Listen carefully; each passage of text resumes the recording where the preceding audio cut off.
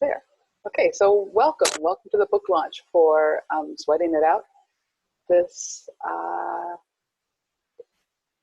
think it's a little bit interesting for me to be hosting myself to do a book launch. Usually authors and poets, we are hosted by someone else or by a bookstore or a library.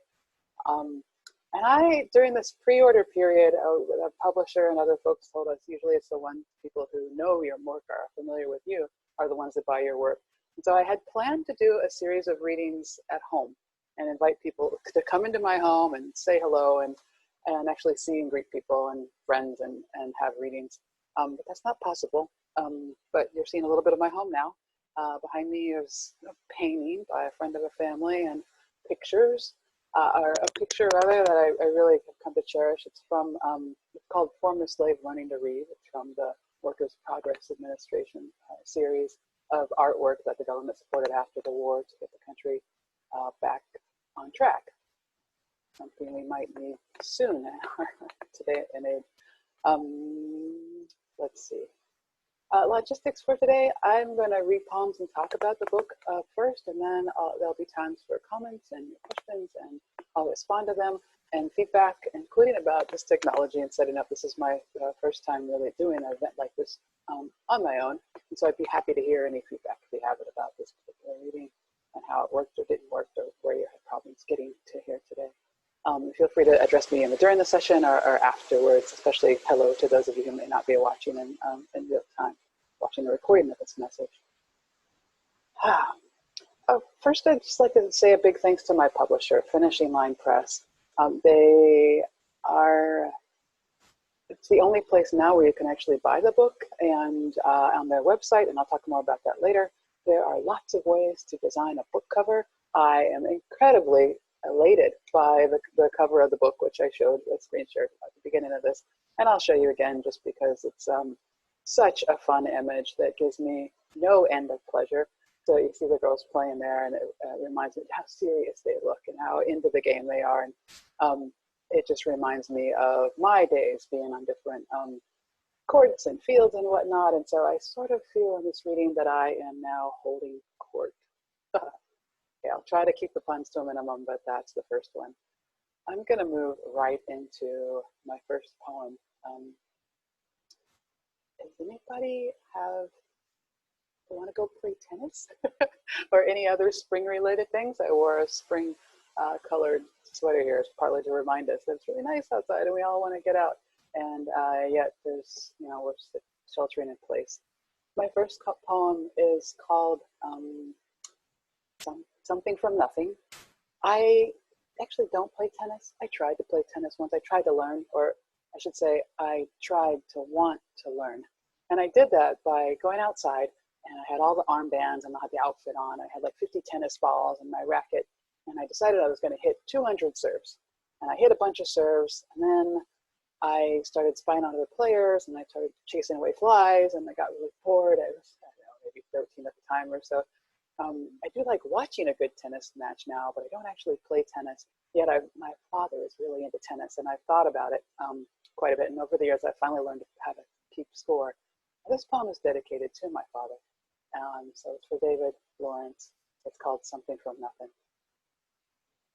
Long after the draft and regular paychecks put an end to punching 2 time clocks, long before many daughters and, at last, a son, he traded second shift for hobby, corner store broom for rec court racket, acquired ivory accessories like bourgeois badges, watched Arthur Ashe like it could have been him.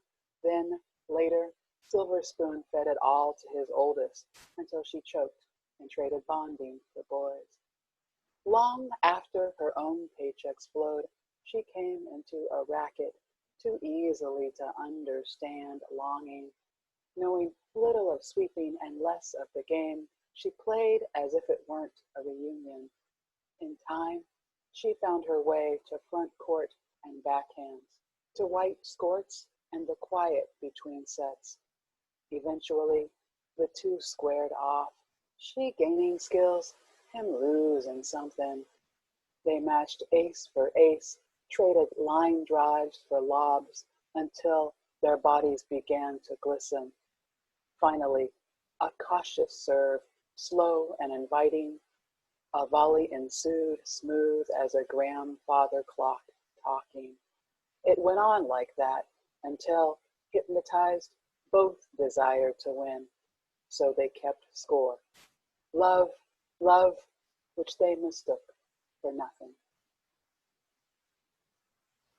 Thank you for listening to that one. Again, it was called Something from Nothing. And what I hope readers get from this poem is that there's no single coming of age.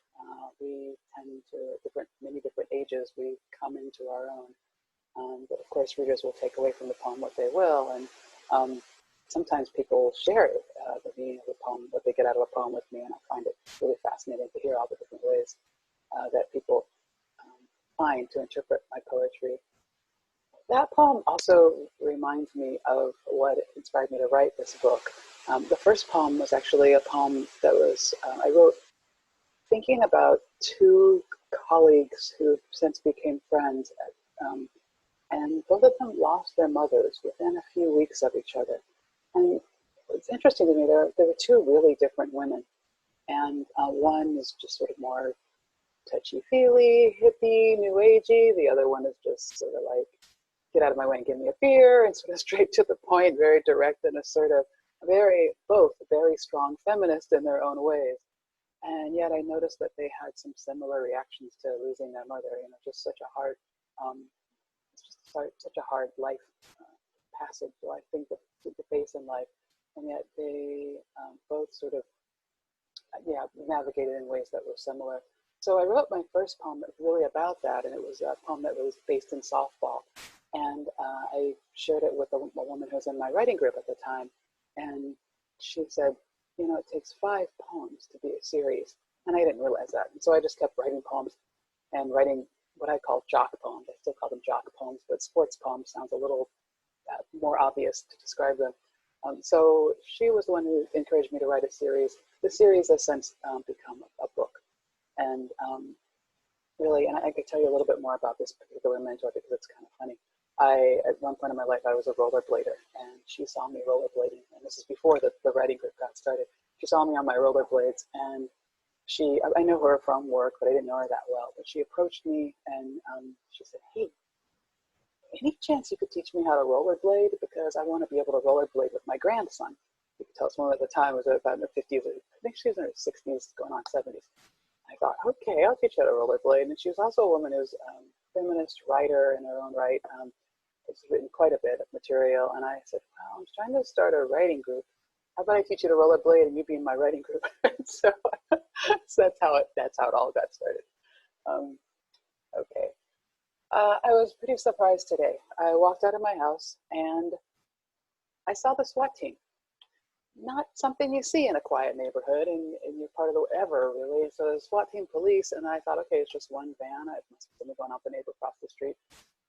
And as the closer I got out into the sidewalk and street, I realized there was about a dozen or so SWAT team, SWAT cars and police cars, and they were sort of intimidating to see.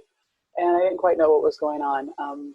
I'll just tell you that it all turned out well, but I found it out in drips and drabbles, of course. It turned out there was somebody with a rather large gun on the roof of our house, maybe, 4 or 5 doors down, so pretty close to have this kind of event happen.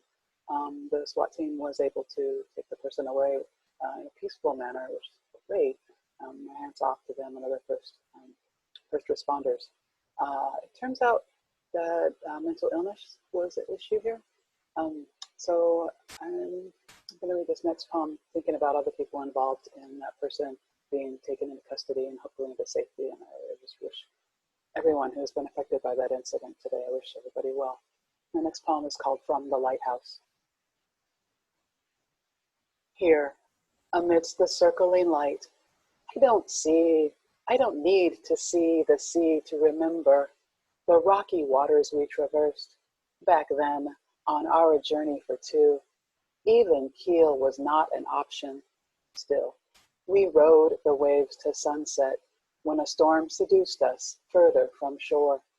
We tried to toe the line, had to, then sat beneath the quiet eye, wet and laughing with our lucklessness. We thought we were prepared, but we had no way to be. The waves came steady as a heart beating until the quiet after, when they reached over and pulled you in. How the vessel grew big as dawn to hold your absence and carry me home. I don't need to see the sea to remember. I miss you still, being carried away on waves of madness. May the waters take you to where the wind could not, and may you know my love even as I leave the lighthouse. Thank you for listening. That one, again, it was called From the Lighthouse. Mental illness mental illness, the blues, feeling down. Mental illness has been in my family for several generations, and those are some of the different ways that people refer to it, although today the term tends to be mental illness. It's been hard to read, especially in the last few days, that people are starting to have a hard time with how many weeks we've been in sheltering in place and isolating. So really, my heart goes out for everyone, and I hope we all can find support to get us through this. It's a long haul. Speaking of the pandemic and our new way of life, I've been writing what I call my pandemic series. And in the series, I just sort of wake up and write or sit down and write. I'm writing prose, I'm writing poems, and every now and then some complete poems come right out. Some words surprise me of things that I've been thinking about.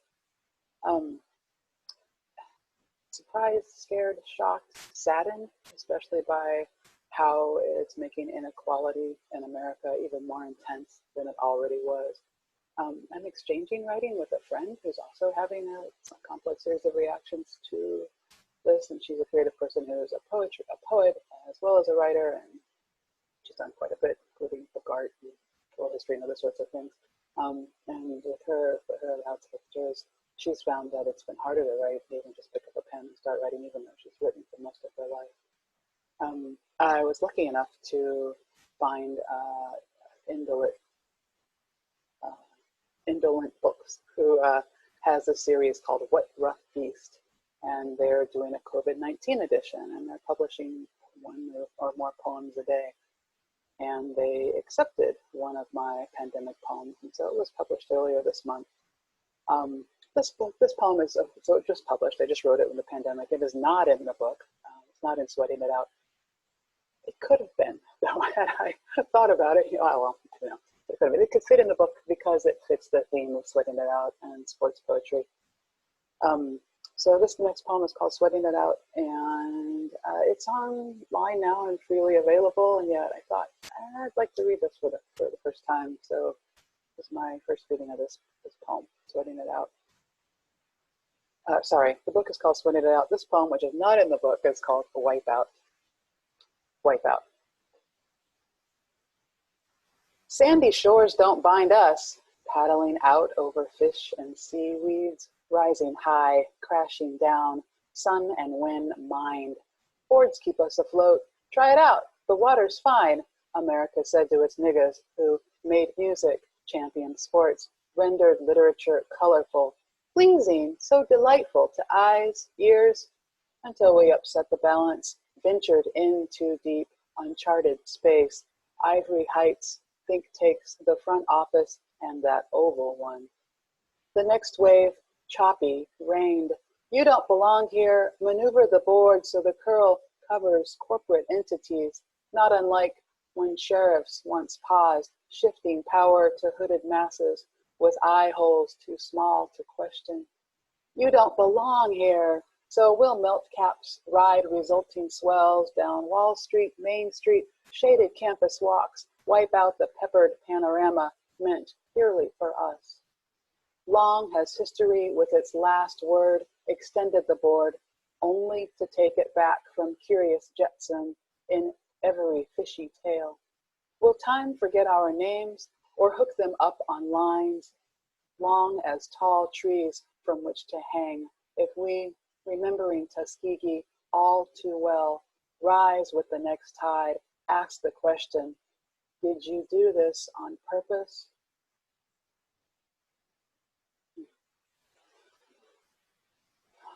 This poem is a powerful poem for me for many reasons. I am not one to use the N word, which I'm comfortable enough to say. I know some people aren't, so I go back and forth between the N word and nigga. It's not a word it's in my use. I don't use that word, but I do. I did grow up with it, and I have a sense and understanding of it, both in terms of its racist roots and as a sense of endearment. So I get it. For me, this poem, it just reflects sort of just the anger and the frustration and the questions that this pandemic is causing me to sort of focus on and ask and wonder about, and also just the patterns of reactions, the pattern of policy making, the patterns of bias that are showing up again in the way that we, and I mean we as Americans, as society, are reacting to the pandemic. I hope we learn from this. I hope it changes. I hope we don't get wiped out. Yeah. Okay.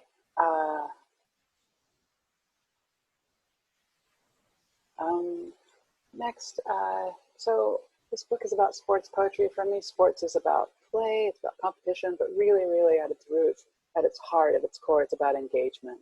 And so this next couple of poems are about, even though the book is described as sports poetry, it's really about play and engagement, and you'll see different kinds of play coming up in these next two poems. The next one is called, what is the next one called? It's a little challenging to try to figure out all the screen switching around with Zoom in, so I'm just gonna go until I find it. Oh, yay, I found it. Thanks. Oh, my partner just said I'm doing great. She's on the other side of the room. Thank you. My son's avatar. I'm just going to read it. I'll talk about it a little bit afterwards. You can ask me questions about it, because I do want to leave time for Q&A before we end at 6:40 today. My son's avatar. I was surprised to see a pale hourglass of a girl in our living room. Her red pigtail bobbed as she attacked the wall with an axe. After her, a burly black boy's dreadlocks also bounced as he knocked down the door to the kitchen. Still later, a freckle-faced tattooed white kid, then a svelte black girl advanced through the rubble to fell the garage. In shambles, the remains on the screen resembled my son's room. As axes changed to M16s, I took solace at what superior focus my son had before he got killed, and at how, at least, he wasn't asking for money. And I try to recall what a decade of burning bras and another of fighting to make our lives matter meant. Were we seeking this kind of choice? Is this what we meant when we wished they could stand in our shoes?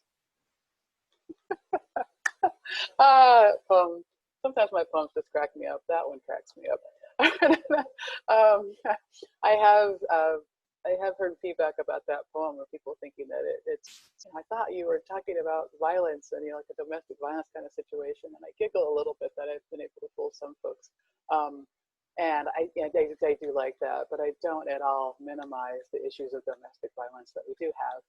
And how do we make peace draw balance? How do we make sense of how violence is a form of entertainment, whether in online gaming, which is what this poem, really what this poem emerged from, me sort of watching my partner's son play video game,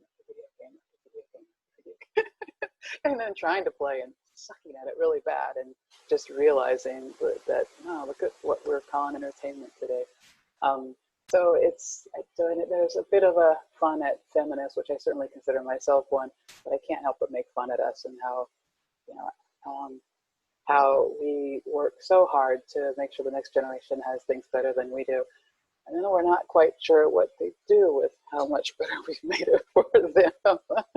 So it's a poem about being humbled, I guess, is a way to put it. Before I read one last poem, I'm just going to make a plug, because this is a book launch party. It would be great if any of you have. Thank you so much. Purchase a copy of my book. Some of you have purchased copies for others, which I really, really appreciate.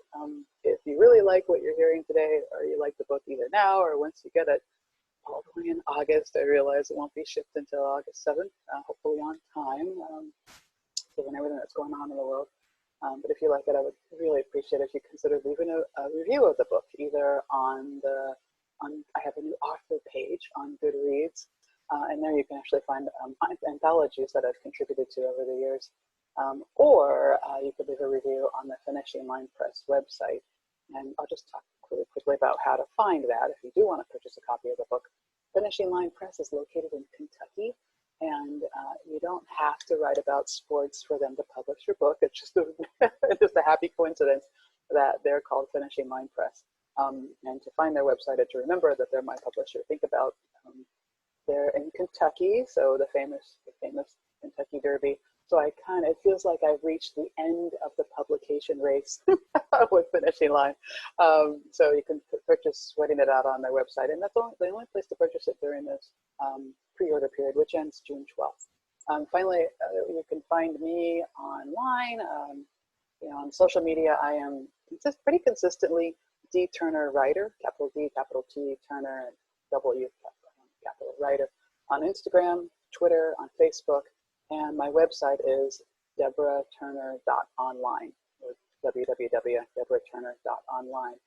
And just thanks. It's a book for people who like poetry, who like sports, who need a gift to give to somebody for a graduation or Father's Day. And it's also advanced praise, calls it a teaching, for teaching and learning context, calls it a mentor and a model text. So for those who are teaching others to read, to appreciate reading, to write, trying to figure out how to engage. Really, it's maybe from high school age on up. This can be a book where they can begin to study literature, begin to have model text. And on my website, when the book is closer to the time when it's released, I'll be posting study questions and discussion group questions and writing prompts that are related to sweating it out. So feel free to look for that if that's something that interests you. Buying the book, sure, it supports me, but even more, it supports a small press, Finishing Line Press, and it supports the arts, which I always think are an important thing, but right now I think the arts are really important to keep us all open, humane, thinking, and imagining a different day. So I'm all for supporting the arts. And again, thanks a bunch for purchasing my book, for being here today, and for listening to my big old plug there, which is now finished.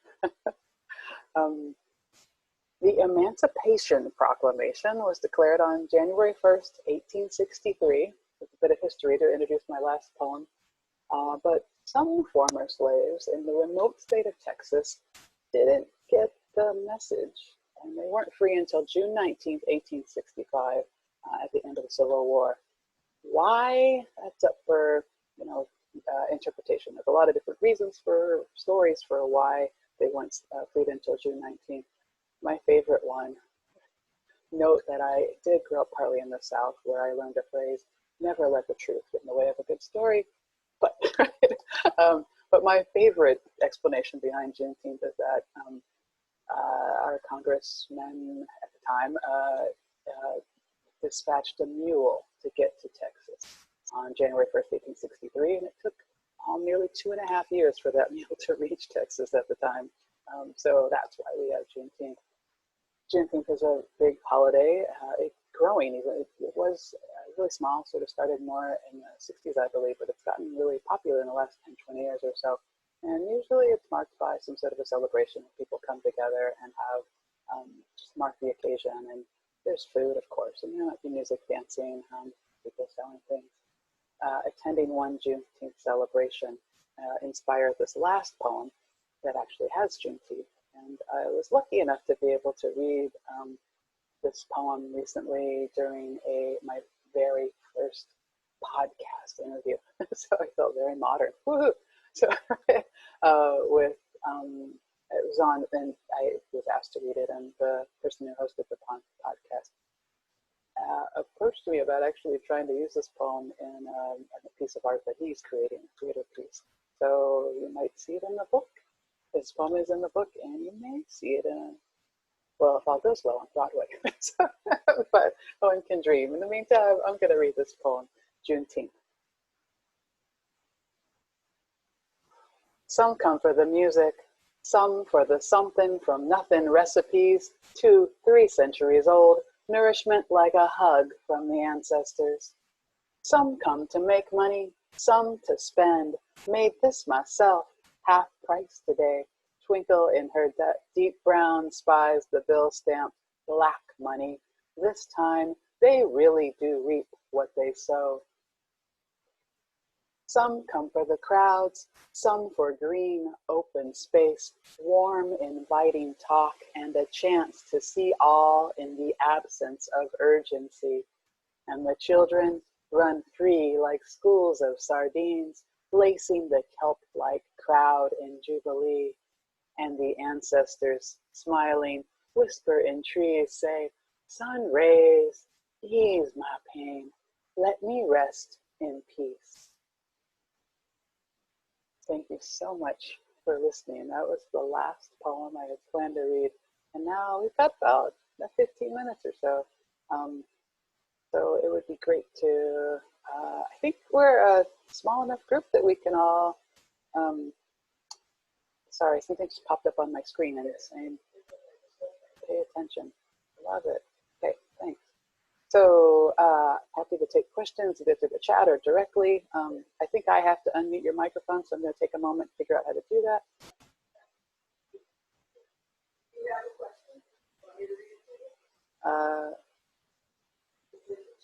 Oh, thank you. I have a question in the chat. Oh, thank you very much, Mary. I appreciate the comment there. Melinda saying the volume is too low. Sorry. I'm actually not sure how to increase the volume. I'll just talk louder. Does that help? No. Okay, great. You know what, Deb? I'm wondering, actually, if you didn't use your microphone, it might help. Okay, I've got Elizabeth's question, and then Mary, I see that you're trying to make a comment. Humor in such serious topics. I feel the need to quote Lady Gaga. I was born this way. No. Yeah. Really, I think that the root of that question is in a blues song. Been down so long, being down don't bother me. Which is just sort of, it really is what's at the core of the blues. I just feel like life is so precious. And even in some of my lowest moments, I realize that all emotions, all feelings are present. And so I try to sort of shine my light, so to speak, or shine my focus on the range of ways I can interpret anything that's happening. So that may be it. I mean, I think it's really sad to see a father-daughter struggle to figure out how to pull their relationship together, how to get along, how to appreciate each other when they're going through so many changes of their own life and whatnot. And yet I think it's pretty funny that, he's watching Arthur Ashe like it could have been him. So, are those regrets or, so I hope that answers your question, but it's really, I think it's just the way I've learned to adapt and cope. I think that also maybe comes from being a writer and being able to really pull back and observe. Alice Walker talks about that quite a bit, and she's influenced me in some big ways, but really being able to pull back and observe a situation and notice it from different angles, both to just see it, hear it, and then be able to write it back, whether it's in a poem or like a prose piece. So yeah, thanks for that question. Okay.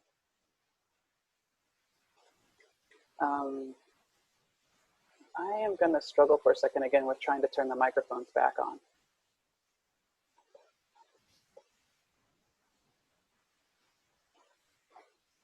Thank you, Sandy. I'm going to try.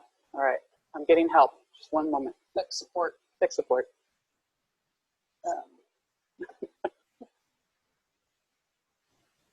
Yeah.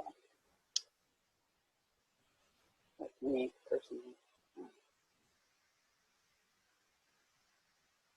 this, and it's not happening. Okay, I'll just keep reading the questions out of the chat with thanks to you all for being so cooperative and patient with me. It also says that people can unmute themselves if they wish. So everybody can go ahead and do that. Okay, if you want to ask a question, just show your face and unmute yourself.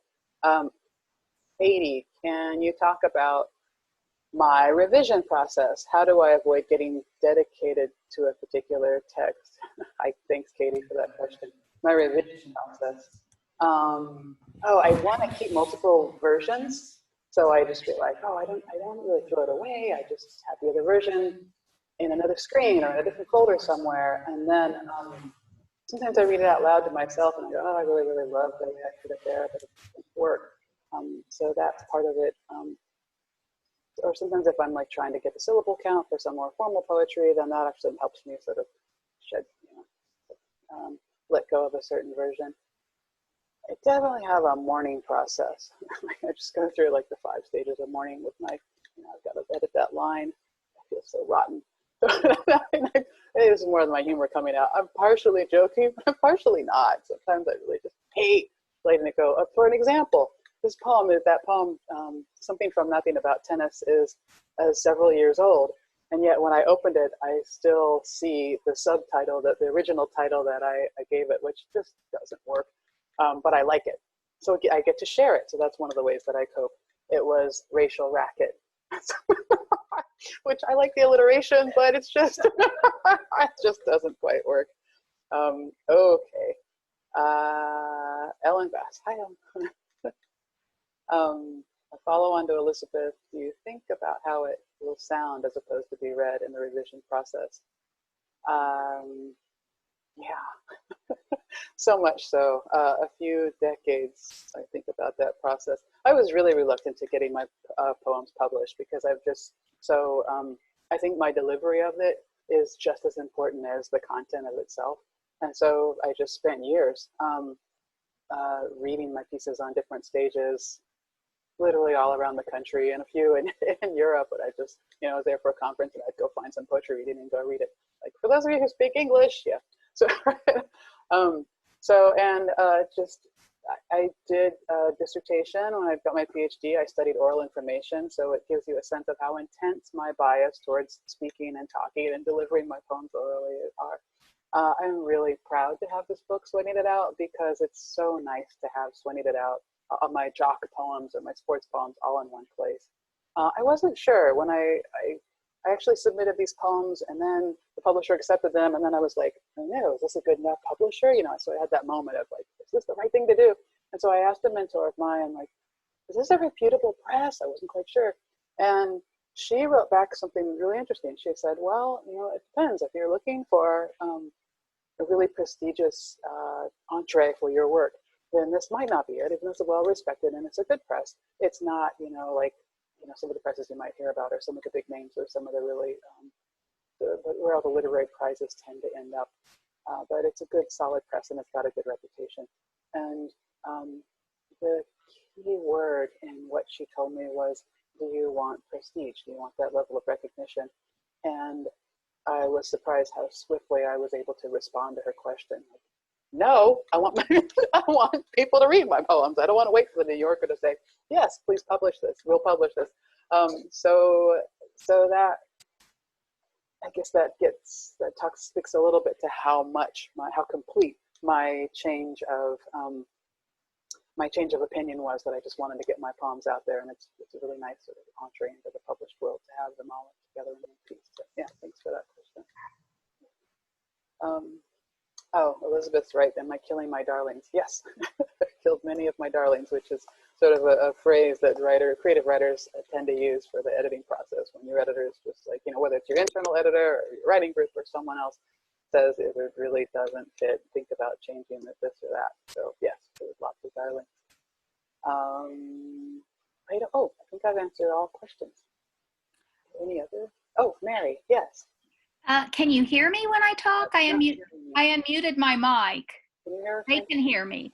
I think if you take those off, Deb. Yeah, that it's a full screen. Yep, I can. Sound.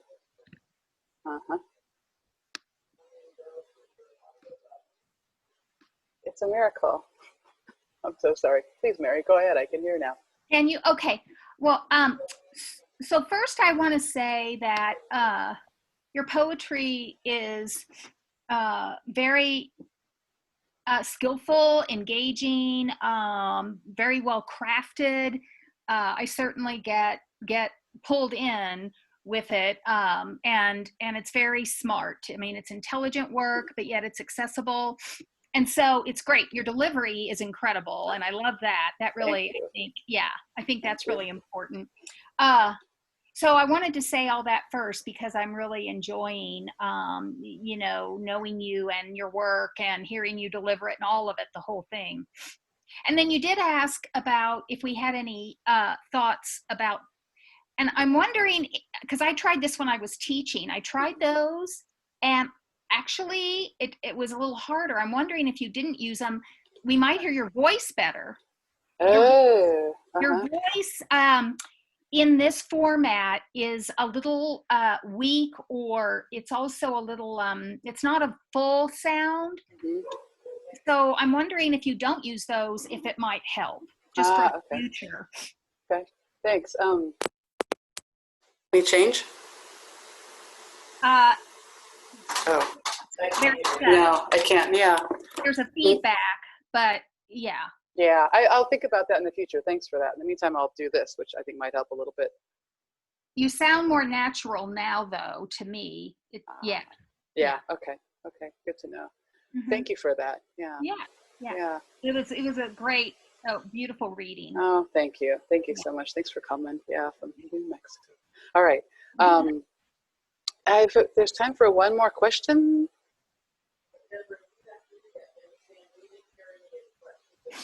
Oh, I see. I hear that you all didn't hear anything of what Mary just said. So I'll repeat it. She basically, thank you very much. Okay. All right, cool. All right. Okay. Yes. Everybody heard it. Great. Okay. So I have time again for one last question before we can end up. No. Okay. Have you ever heard somebody else read your poems to you? Yeah. How did that sound?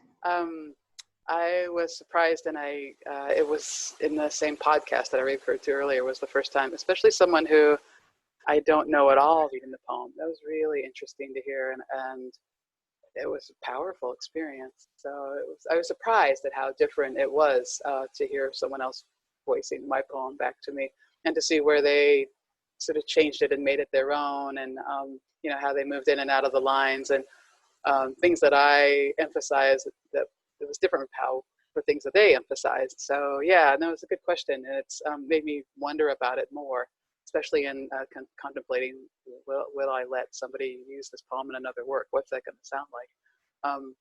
So it's pretty neat. It's pretty neat to see my poems take on a new life, and for me to become my own audience, I guess is a way to put it. Yeah, thank you for that. Yeah. Okay. Thank you so much. I love that this has been a small group, and thank you for listening. Thank you for support, and thanks for all those who are out there listening, not in real time, but have decided to sit all the way through this. And if you like this, I will be doing another sort of slight book launch, but really it'll be my own personal kickoff to Pride, because you know, it's June, and June is coming up, and we usually have Pride celebrations, and I say, I'm gonna go, and then I don't. But I still like celebrate with Pride and think about it, and maybe go to Pride after Pride parties. So I'm gonna have a Pride celebration where I'll do some reading that I read at an event called a Gay Evening in May in Santa Cruz, and it'll be interesting, fictitious postcards written home from one of the many marches on Washington. So I hope you can join me for that. It's on my website. It'll talk about when and where to check in for that. But for now, thank you so much, and I'm gonna sign off, and I will see you all hopefully when we get out of self-quarantine soon. Okay, bye-bye.